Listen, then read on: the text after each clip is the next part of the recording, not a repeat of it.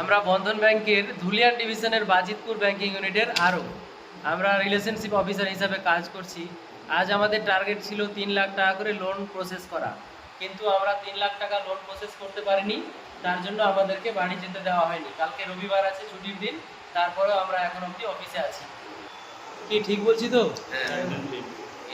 বাপন দা, একদম। হ্যাঁ বিক্রম দা, ঠিক বললাম তো? আমাদের সন্ধ্যা 6টার সময় শিফট শেষ হয়ে গেছে। ব্যাংকিং হাওয়ার অফিসিয়াল হাওয়ার অনুযায়ী সন্ধ্যা 6টার সময় আমাদের কাজের টাইম শেষ হয়ে গেছে, কিন্তু এখন প্রায় রাত্রি 9টা বাজে। এখন পর্যন্ত আমরা অফিসে বসে আছি।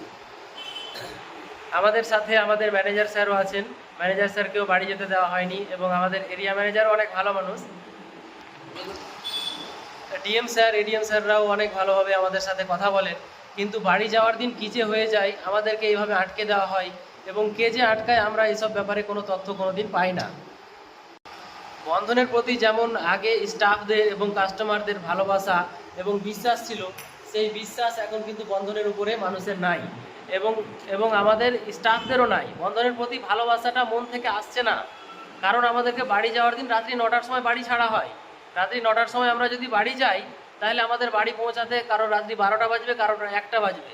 আমরা হাইওয়ের ওপর দিয়ে বড় বড় ট্রাক, লরি চলে, এই সমস্ত লরির মাঝ দিয়ে যদি রাত্রি 12টার সময় বাইক চালাই, আমাদের জীবনের কত বড় ঝুঁকি আছে জানেন?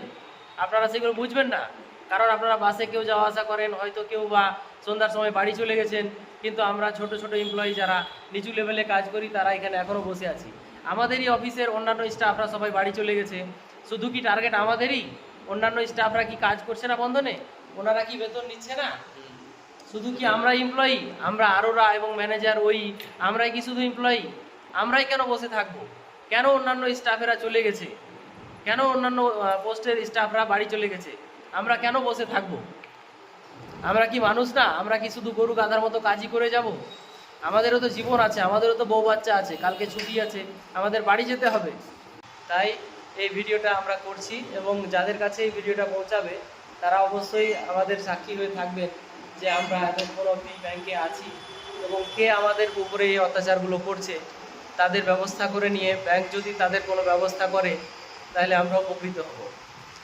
ব্যাংকের সিও, এমডি যেনারা আছেন, বড় উচ্চপদস্থ আছেন, তারা এই ভিডিওগুলো একটু লক্ষ্য করুন এবং দেখুন কাদের গাফিলতির জন্য আমাদের এই অবস্থা।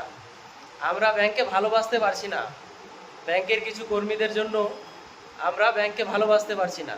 আমরা শুধুমাত্র গরু গাধার মতো কাজ করছি। ব্যাংকের প্রতি আমাদের ভালোবাসাটা আমরা দেখাতে পারি।